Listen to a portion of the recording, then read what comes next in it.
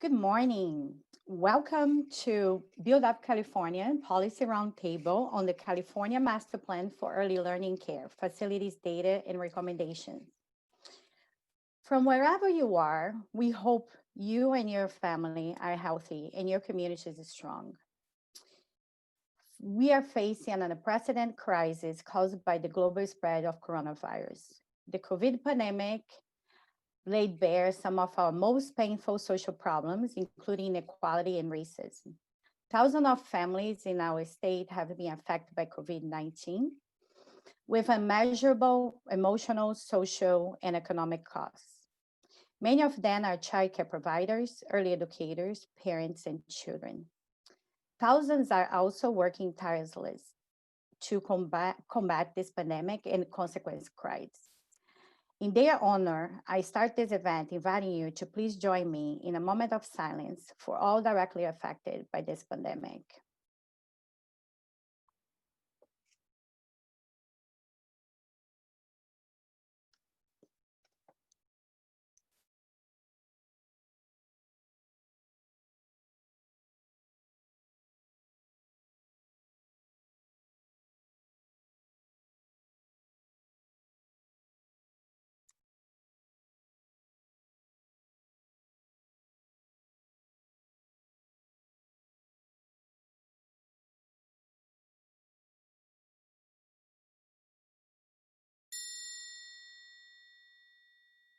Thank you.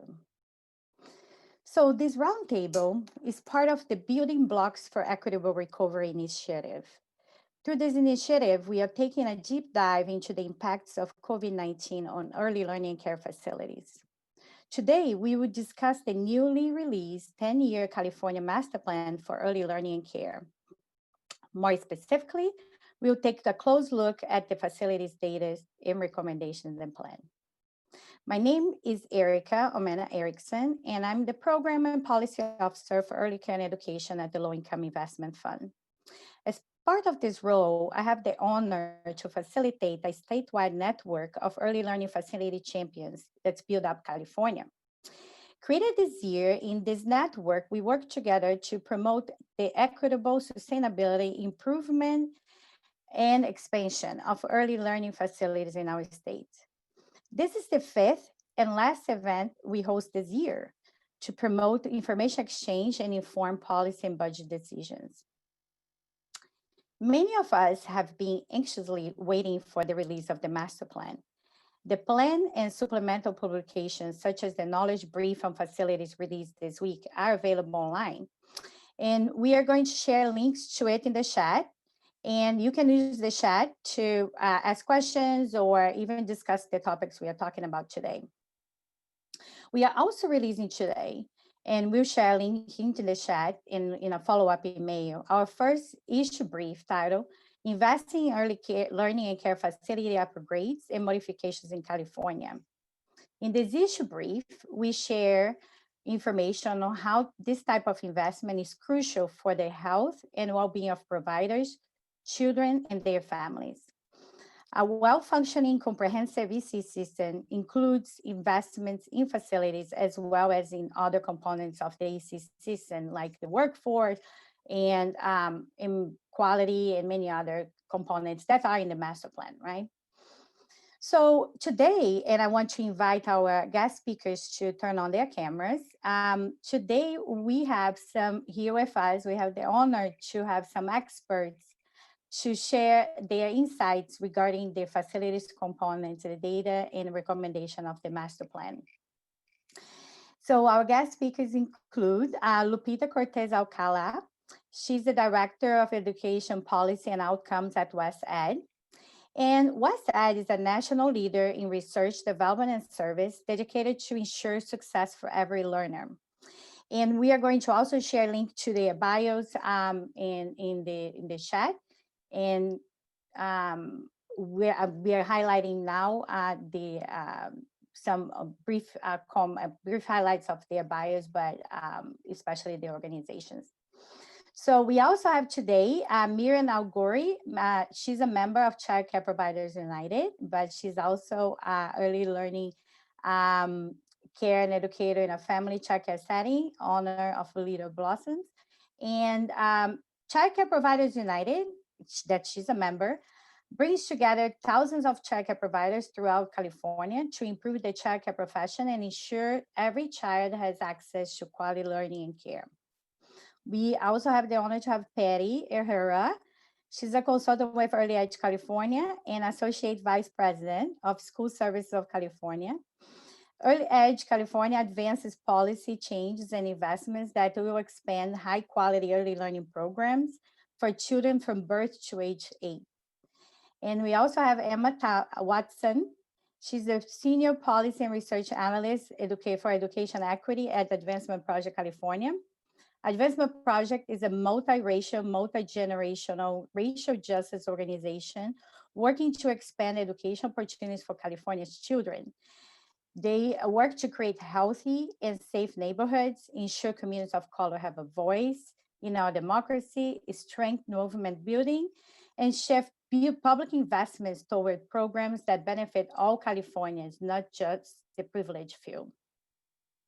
So our organizations represented here today, except for Early West Side, are members of the statewide ECE Coalition. So it's a pleasure to collaborate with all of you every day in our advocacy efforts and to be here with you all. So thanks again for joining us.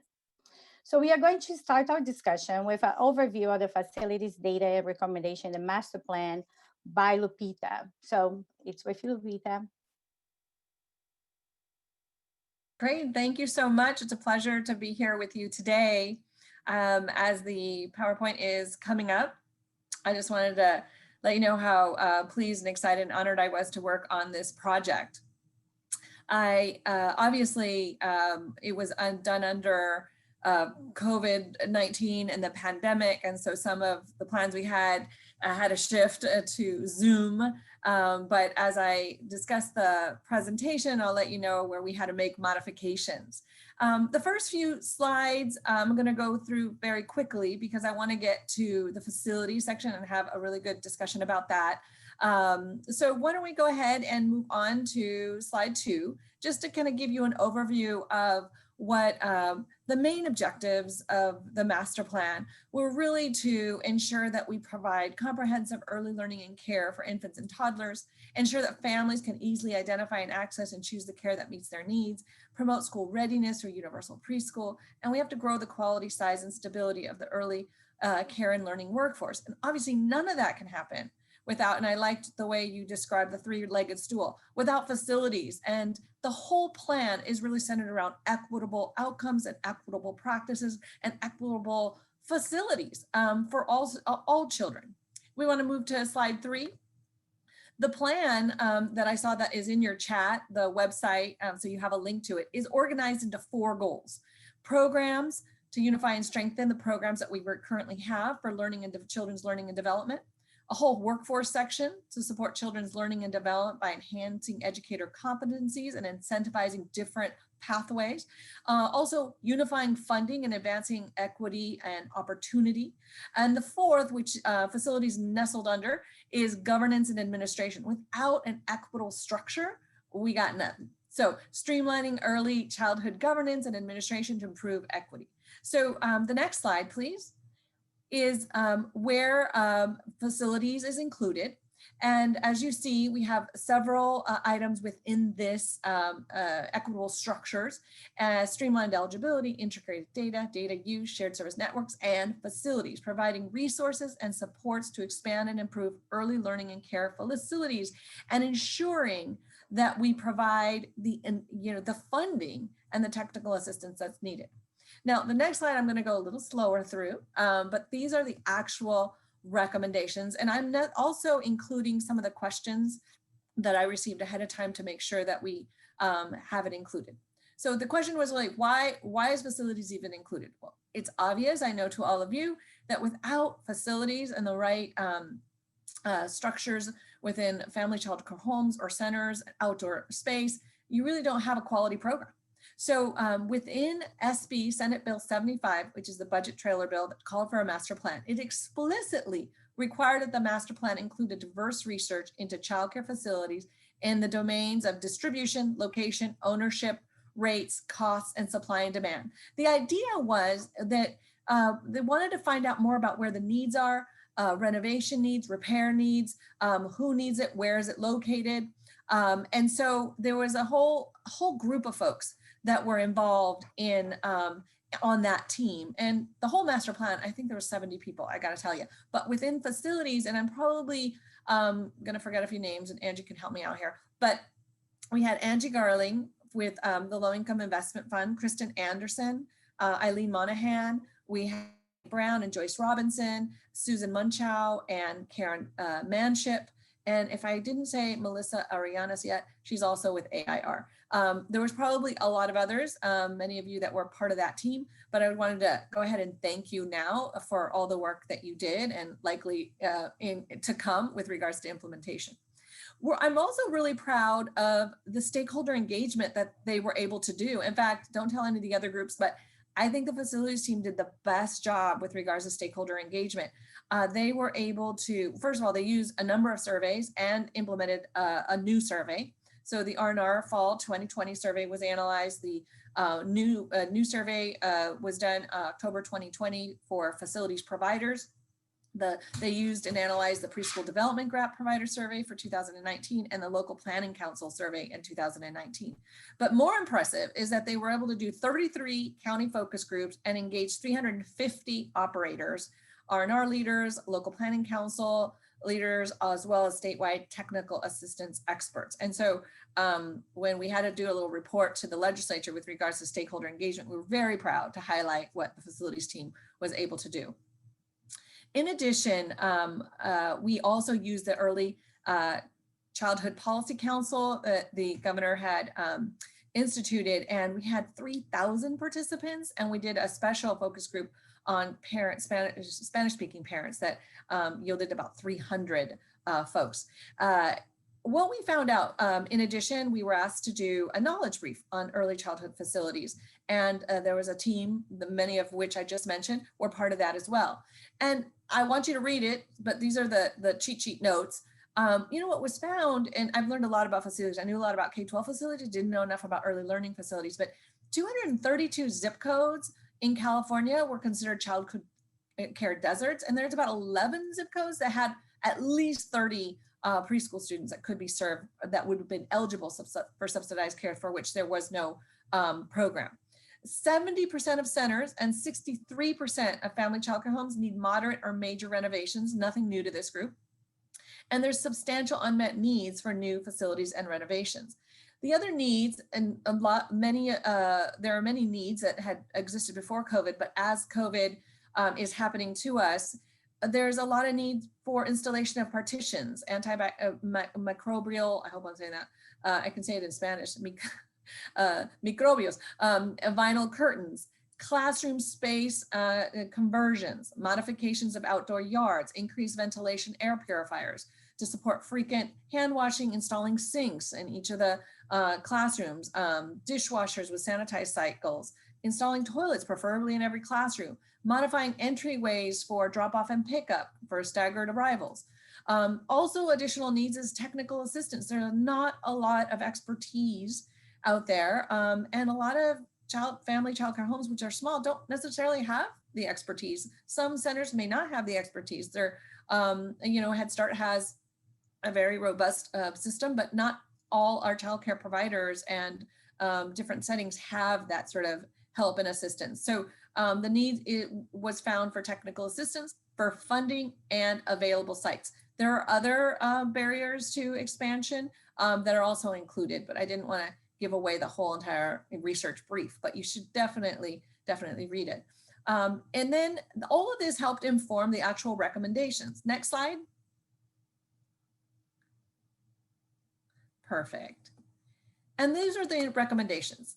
Develop parameters on the amount of modernization and construction activities, one-time startup funds for new programs, significant repairs for existing facilities, minimum, moderate, and major renovations for existing facilities and new constructions, including family childcare homes and centers, providing forgivable loans, consider the capacity of the provider, the capacity of their setting, and also the high concentration of high needs children and families, and then funding coordination, blending obviously all the different funding opportunities that exist. So infrastructure grant fund, you won't find an actual amount, which is I think to our benefit, because we wouldn't want to limit what the state and or the federal government we could possibly use. So that's not, you won't find a particular grant amount. Also included in this is technical assistance. Again, what we found through the research is that, and you all probably knew, is that we need assistance in identifying, obviously, and need assistance in coordinating that sort of assistance locally. So partnering with local policy councils, family child care homes, local education agencies or school districts. We really have also need to identify the greatest need of eligible children and shortage of facilities in certain neighborhoods or communities. We have data that can help us pinpoint where we think that is, including districts that were experiencing declining enrollment that might have additional facilities. We really need to develop or contract for technical assistance consultants in both center-based and family-based childcare to provide project and application assistance. And then of course, determine publicly owned, operated versus privately owned, and what portion should be financed through grants with regards to the technical assistance and what we need to provide the field. Finally, I wanted to get to the next slide, which really talks about what we said we think the whole plan would cost, and that's somewhere between $2 to $12 billion. We believe that some are obviously going to needed through public investments, both state and federal, business contributions, philanthropy, and of course, some family fees, which are currently in play now. And then lastly, I wanted to really get to the fact that, very exciting, that we did an analysis of the Biden administration plan. Next slide.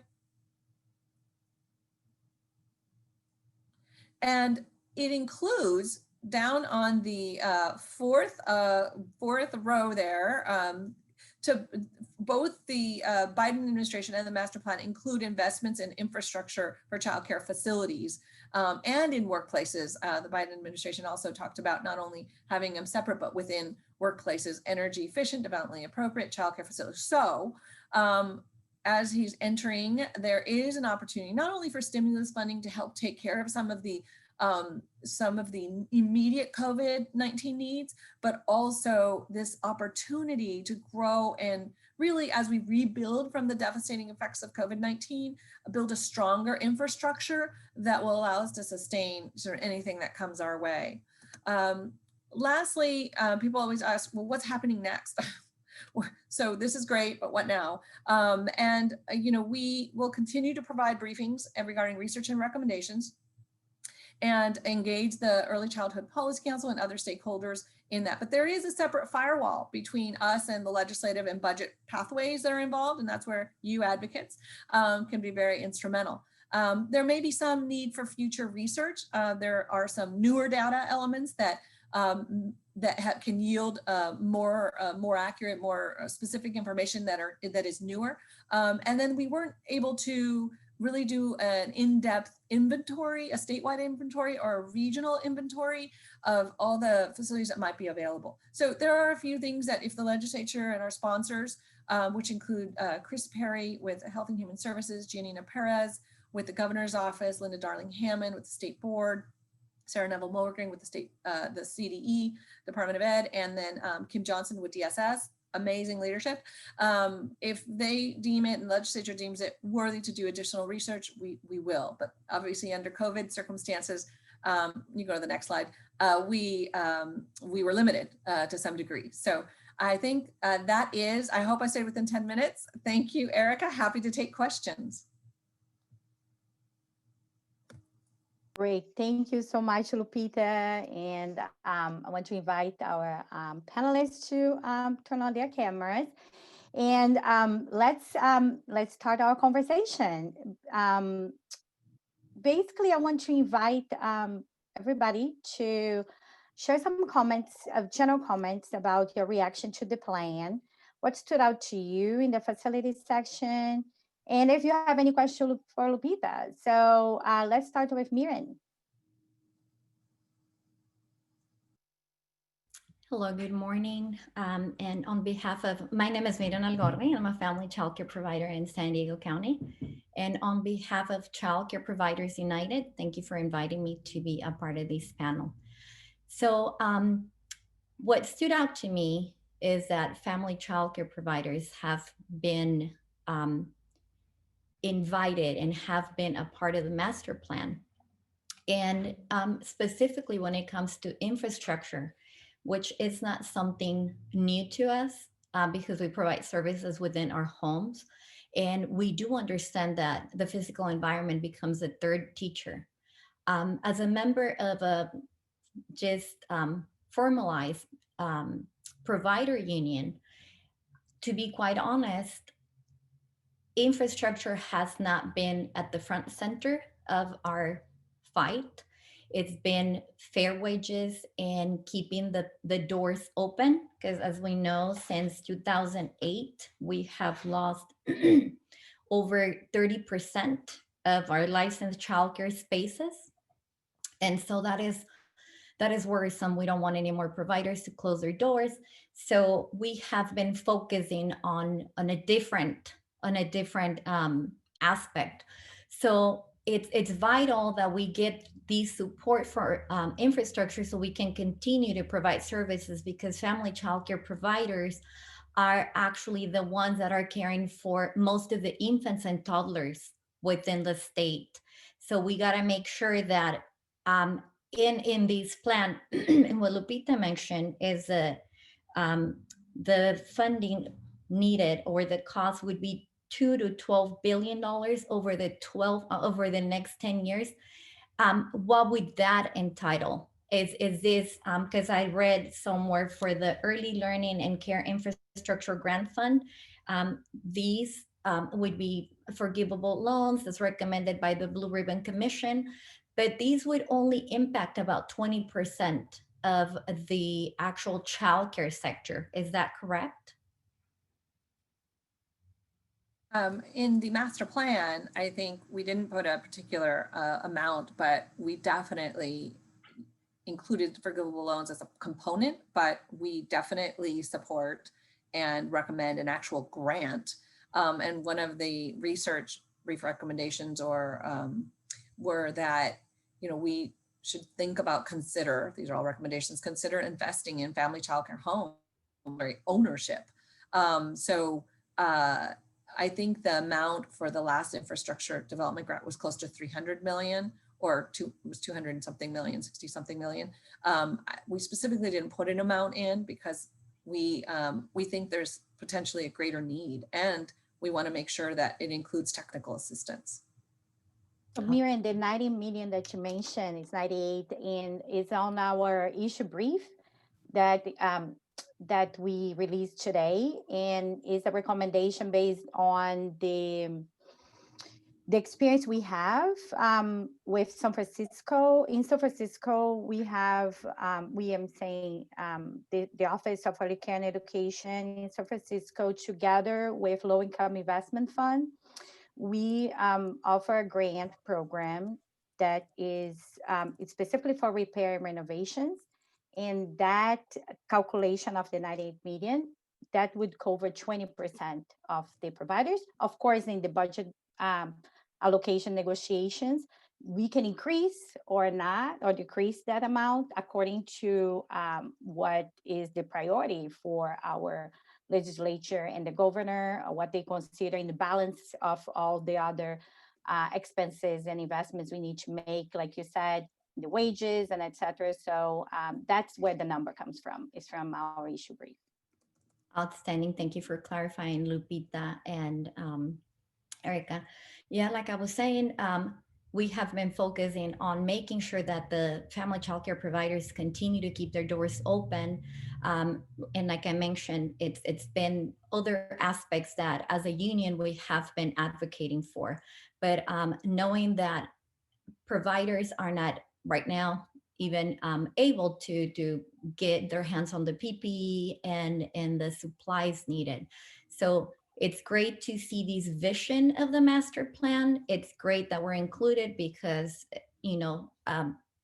child care facilities, family childcare facilities, once again, are the ones that are taking care of the most vulnerable and underserved population, the infants and toddlers.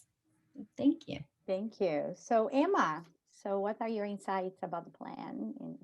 Yeah, good morning, everybody. Thank you so much for having me and Advancement Project be able to participate in this conversation. Just want to start off by sharing gratitude to the master plan, to the folks that work in the facilities piece. I think it's really exciting. I think it's a great place to start from.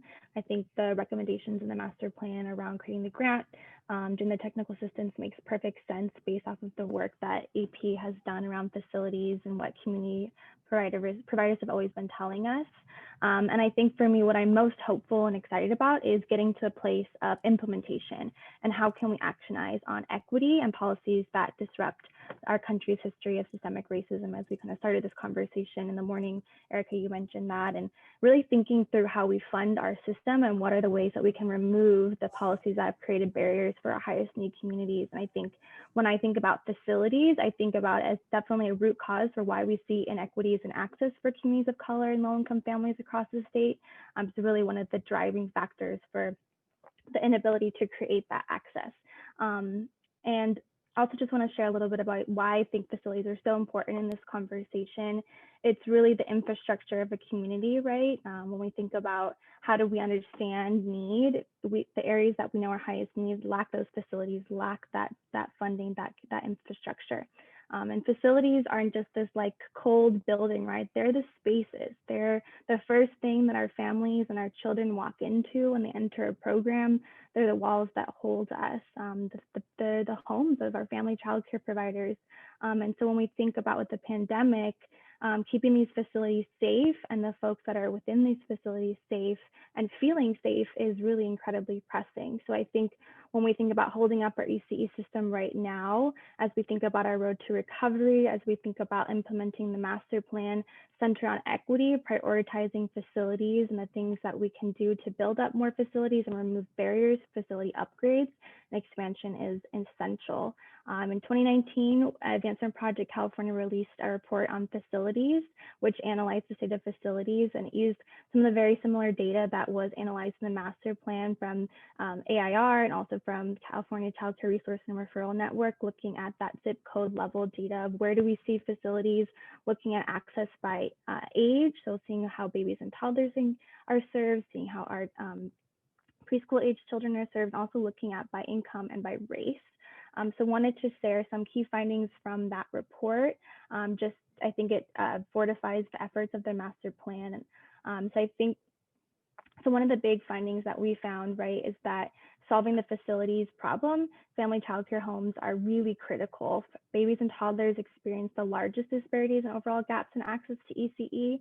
And so in many zip codes where we saw little to no access to childcare centers for our babies and toddlers, absolutely no spaces, family childcare homes were there. They were the backbone. And so it's so critical to make resources available to short family childcare homes like Miren was sharing right now to make sure they can stay open, and also how can we expand to create greater access in some of these childcare deserts. And the next point I wanted to share is that we do see striking racial disparities in access to ECE facilities. So what we did was we looked at zip code level to be able to identify high and highest need and low and lowest need ECE areas based off of the number of children that were eligible for state subsidized childcare, and then to analyze the demographics in those zip code areas. And so we saw an increase of Asian, Black, Latinx, and Native Hawaiian and Pacific Islander children in neighborhoods with highest need for facilities and access to publicly funded programs. 2/3 of children in highest need zip code areas are Latinx, compared to 2/3 of children in lowest need areas are white. So this is the foundation of the problems of years of underinvestment of our lack of current infrastructure. So I think some of the policy recommendations that we highlighted in our report that really align with the master plan. One is the grant program. Refunding the infrastructure grant program is so critical. For years, we had a loan program, so really giving providers the funding they need. Like the master plan highlights, funding is one of the biggest barriers to ECE expansion and also upgrades. Also in the chat, Carrie Roberts elevated a really important point around the difficulty of grant applications as well. And so how can we, from the beginning of the process, think about equity? How do we make it easier for providers to apply for funding? And also, how do we, on the back end, double check to make sure that areas of high need are able to get that funding? So applying some sort of equity index to understand, looking at that zip code data to think about, are the providers that got funded the ones that are in those high need areas? And how do we do that data assessment to be able to make sure that the areas that have high need are the ones that are getting funded, and that we're not perpetuating kind of the status quo that we've seen historically of under-resourced areas. And then the second one is technical assistance is super important. There are so many different layers to this battle of opening up a new facility that it's a real trauma that folks share of, like, it's from every level. And so making sure that is embedded within our process is really critical to achieving equity. And I think the last thing that I'll share that we were advocating is AB 2894 was a bill that Advancement Project was sponsoring with, which was authored by Assemblymember McCarty, which would have embedded early care education facilities within city and county general plans. And so the idea would be to require city planners and local leaders to address and consider early care education facility needs through the land use element.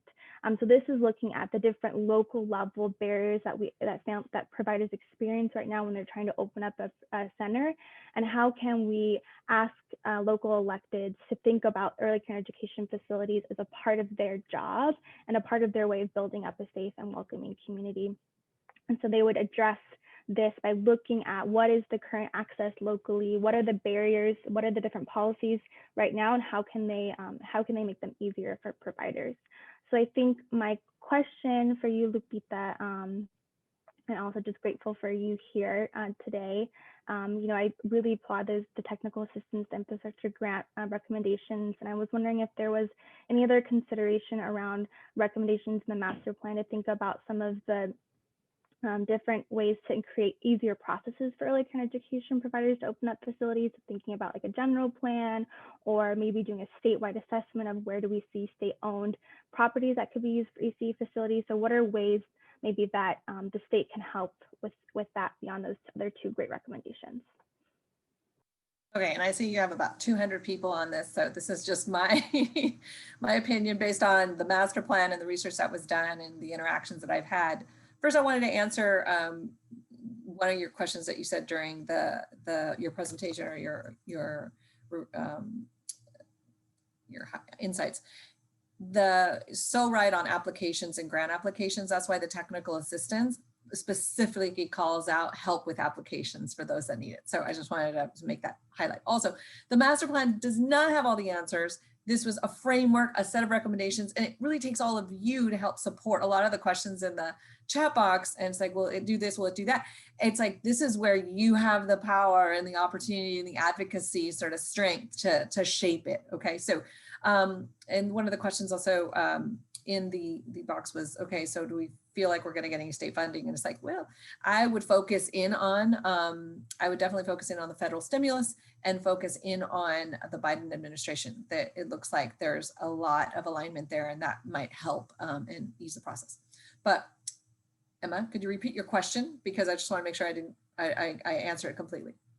No, I think you answered it. I think this is a starting conversation, and I think some of those, nitty grittier, how do we change the policies and things like that, I think I'm happy it's an ongoing conversation. I think it was, prioritizing those two pieces that makes sense as well to me. So yes, equitable, you're right. Equity, you're right. There's obviously going to be a lot of support for increasing compensation and workforce and professional development, but the facility infrastructure is a great way to rebuild California and to provide jobs and help the economy too. And so in addition to what you already need and what you've talked about, I think one of the questions you had was the statewide inventory.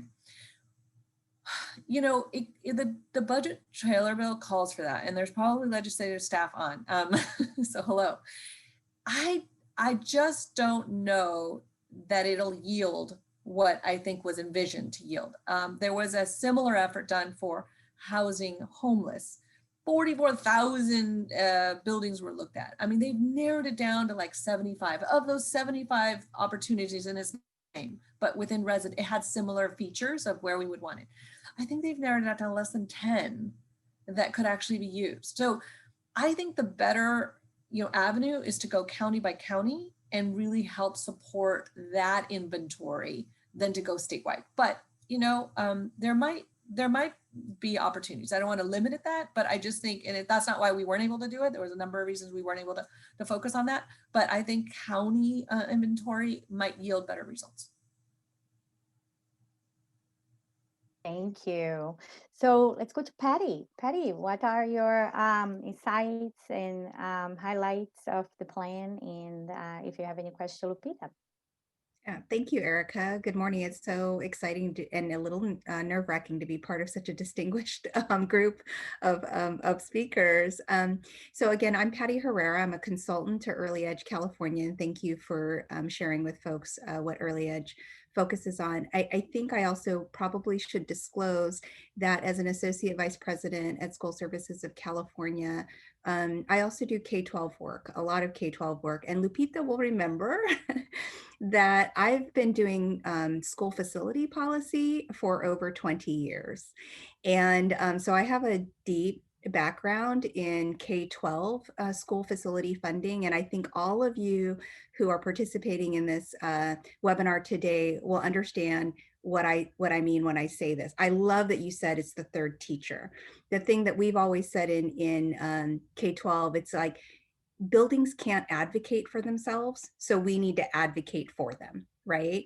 Every other element of early learning and care, or even K-12 education, can speak for itself or can advocate for itself. Well, our buildings can't, and yet they are so vital to the quality of care and education that we provide our children in California.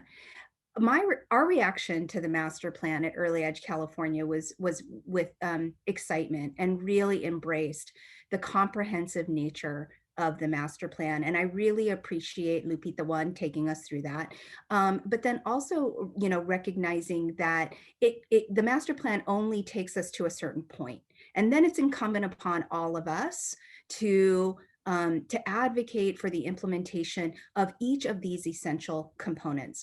So we really appreciated that the master plan included recommendations and discussions around something like facilities. Oftentimes something like that gets missed when we're talking about systems changes. So we are really excited about that. I think to Lupita's point of organizations and advocates and communities having to go out and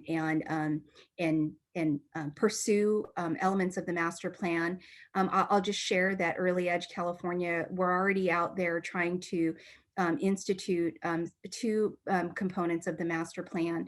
One is the master plan's recommendation to provide universal preschool for all 4-year-olds in California. Our author is Assemblymember McCarty, and it's AB 22. And then critical for Early Edge and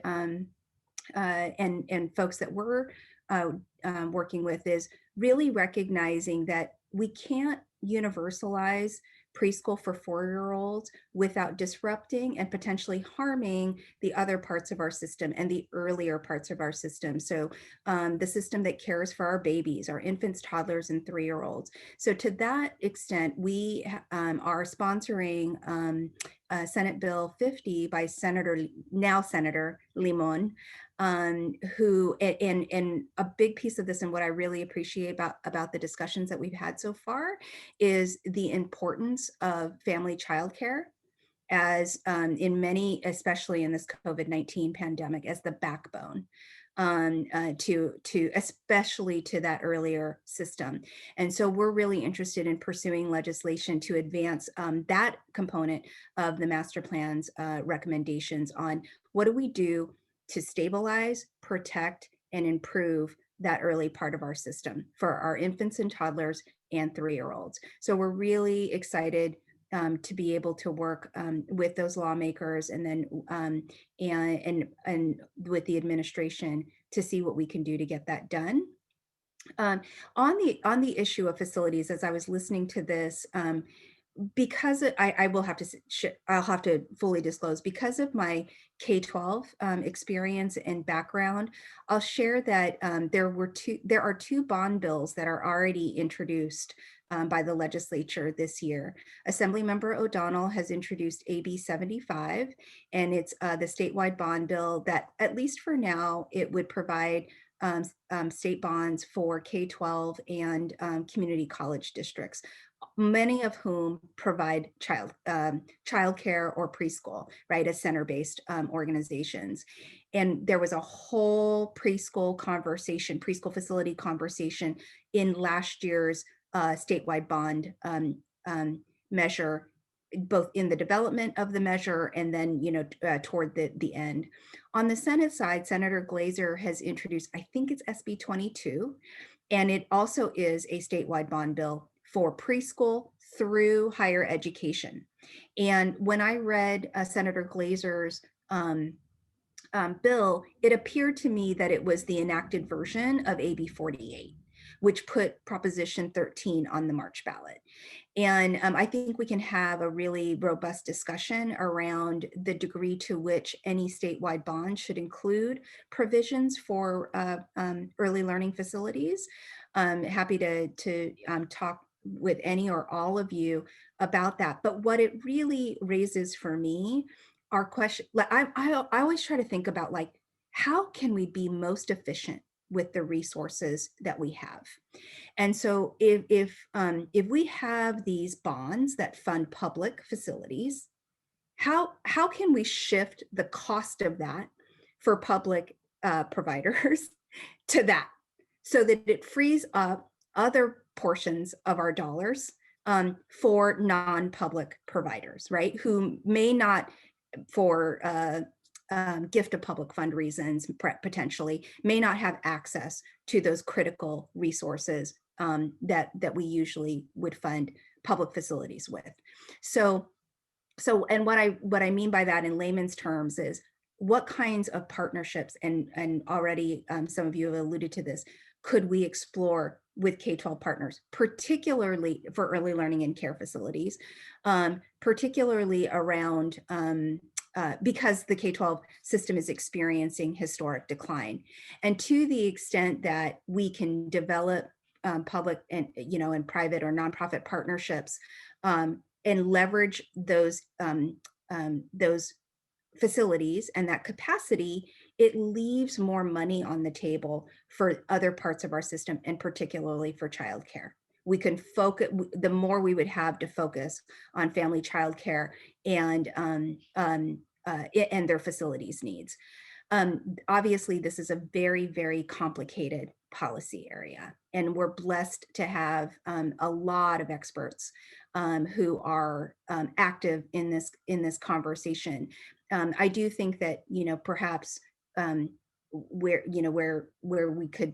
we can shore up or bridge that expertise is that conversation around how can we leverage some K-12 resources so that it frees up and allows us to use our resources more efficiently for our non-LEA providers. Lastly, I guess I think, Emma, you might have asked this question, and I was just, my mind was spinning.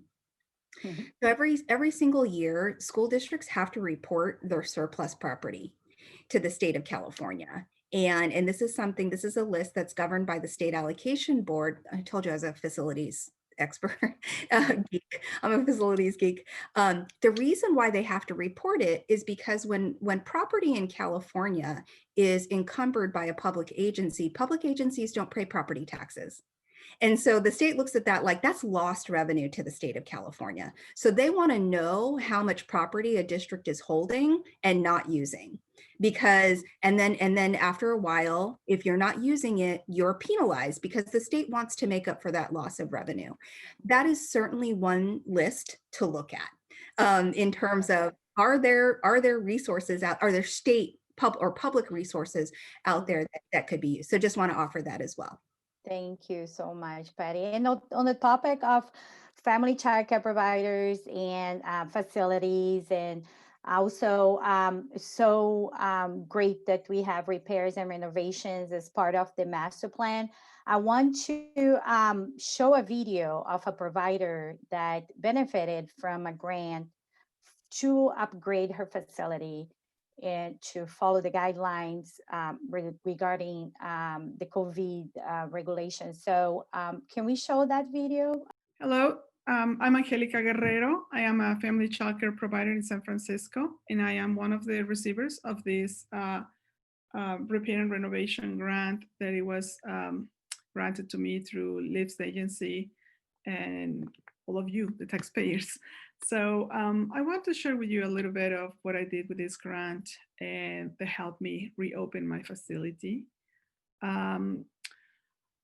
To help family childcare financial challenges, it's very important to my consideration, these 4 points. We faced this challenge in 2020, which one of them was the modifications we needed for COVID-19.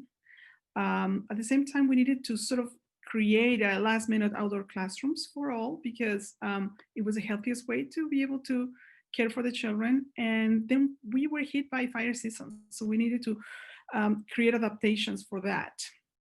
At the same time, we always have to remember our childcare providers need a little bit of health insurance because we are not insured. Look at this. Once I received the grant, in the left hand, you will see my facility has a lot of space in the front area, but it was no use for childcare. After COVID-19, I needed to secure an area to run the wellness check. And for that, I thought to create a fence, as you can see in the left side, in the right picture.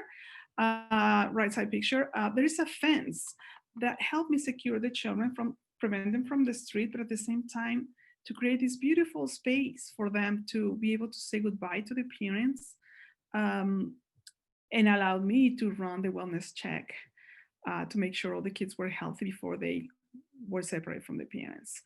Because they're outdoors, it makes it very healthy, and also it has a lot of plants and stuff that will help them to channel the anxiety from saying goodbye. Then I needed to use the backyard, but not just for part of the day. This time I needed to use it for the entire day.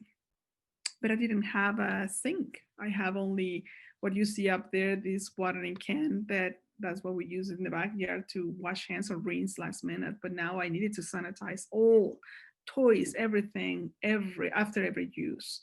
So the grant was just to create this sink that you can see, and look at how independent this child looks, washing hands, and at the same time we can also wash all the utensils we use in the day. At the same time, we still in need to create more longing solutions, maybe a permanent outdoor classroom. And for that, look at the potties. This is how we still do potties. Go to the potty outdoors in portable potties with plastic bags, but it will be nice to have maybe a permanent outdoor bathroom with the sewer and all what is needed to actually make it more permanent.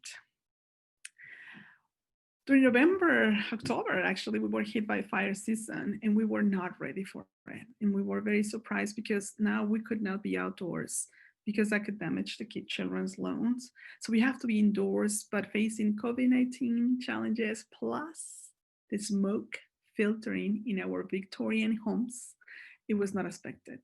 So the grant helped me to buy immediately, last minute, 2 air purifiers and this fantastic air quality meter to help me monitor, because as you can see, I have to tape windows, tape doors, tape everything to prevent the smoke from keep coming in. And of course, this was just last minute adjustment that was helpful. We are open and serving, but we will need probably a little bit more help to make sure we can do long-lasting modifications to get ready for the next fire season. As you see, just these few changes and adjustments help childcares like mine to be able to open and continue offering services for the families to care for the children of San Francisco. And a little bit more help is going to be needed, along with all what we're doing to secure the health of the children and our health too. We also need some health care. It will be very important, your support, and to allocate the necessary funding to continue doing these renovations. Some of them, they need to be permanent, and some of them, they will continue just be probably a little bit of last minute to address the needs, but at the same time, without losing any of the quality of the care we're offering and providing for the families. Thank you for your help. So you see how a small grant can go a long way with our providers, and this is not a surprise, right? We are resourceful as women, we are resourceful as providers, as educators. We are super creative, and it's beautiful to see what support that these grants can give to providers. So Miren, seeing that video, can you relate, and what do you see in terms of the master plan with the expansion of the infrastructure grant fund? That's the goal or a vision for that's outlined in the master plan. How do you see that this is happening too in the with the providers, that the union, the members of the union, the needs are the same? And what are your insights in terms of the inclusion of the family childcare providers in the grant program? Erica, it's heartwarming to see this video. I can relate to it 100%. I think the most important thing is that the impact on the children and the families that continue to be served by these providers being supported and getting that grant. It's very important to understand that before COVID, childcare was in crisis, but more now, than ever, we need that support. Seeing Angelica's facility getting these modifications, these renovations, so she can continue to serve the children and provide a safe and healthy environment for the children. It's amazing, and that's what providers across the state need. And I love what it was said before. And Lupita, I didn't thank you for being here and for your contribution to the master plan, and for everyone, all the individuals that have contributed to this wonderful vision. Thank you very much. And having us being included in the plan, and now watching this video, it's just like, how do we get there? How do we bring these to the providers so we can best serve the families? I read somewhere that here in San Diego, the county to county approach, I support it, because I read somewhere that here in San Diego, the needs of 90% of the infants and toddlers who are eligible, their needs are not met. And that is so unfair. Children need to be supported, and we are the means to get that support as family childcare providers. Like I mentioned before, we are working tirelessly to keep the doors to these family childcare businesses, because at the end of the day, that's what we are. We are small business owners. So we're fighting to continue to get the services to the families, keep our doors open, but we need support. And not only we need support when it comes to fair wages, but these grants, so providers can get the renovations or modifications needed to provide a safe environment for the children. I know a provider who has spent $20,000 so she can continue to run her facility and provide the children with the safe environment that they need because of COVID. So the children can keep, their distance learning. And I apologize, I turned off my video because my internet reception was not the best. And we have 4 students right now engaging on distance learning. So my apologies, but that's what providers endure day in, day out. And so going back to the topic of the support on infrastructure, it's needed. It's vital that we get that support. I love that these providers in San Francisco are getting these grants. We need them across the state so we can continue to provide services to the most underserved children in our communities. And the facilities are not just about a structure where children come in and they're served and they're taken care of. For family childcare providers, this is our financial independence. These, for providers who the vast majority are women of color, it means that we are self-sufficient and we are small business owners. So let's continue to support the children of California by supporting the caregivers, by supporting the early childhood educators who are caring for them. And yeah, these grants are amazing. And the vision of the master plan is just what every early childhood educator and every parent, I'm a parent of 2 girls, every parent wishes for when it comes to early care and education. Thank you. Thank you. And then as we come close to to the end of our forum already, I could stay here the whole day talking with you about it. But let's close with like some final thoughts. Emma, any highlight, any final comments you'd like to share regarding the master plan? This is only the beginning of our conversation, but we have to close. So yeah. Yeah, I think it's just been a really wonderful conversation highlighting, right, why this is such a critical issue. And I think the piece, Lupita, that you shared, that there wasn't a specific budget amount allocated, makes me hopeful, right, as we move forward. And we know the current status of finances aren't where we want them to be, but I think this is something that really is a racial equity issue for many reasons. And we think about all of the different barriers that we place on, like Miren was saying, small business owners who are looking to create a business. They're majority women of color.